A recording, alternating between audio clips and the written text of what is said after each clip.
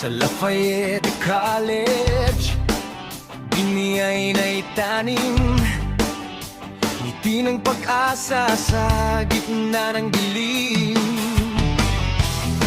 100 taon, kasaysayang kay dilaag, itinatag ni Frank Reed Horton, tapat at matatag. Mula noong 1925,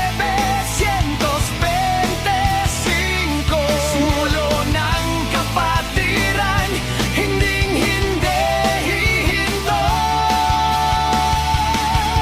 Maligayang sentenaryo, Alpha Phi Omega, isang siglong ningning, gabay ng bawat isa.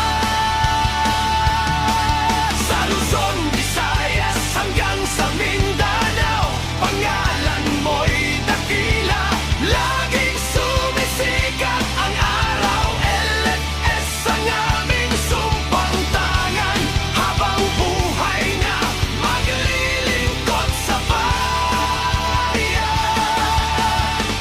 Leadership na handang gumabay at mamuno, friendship na wagas, kapatirang buo,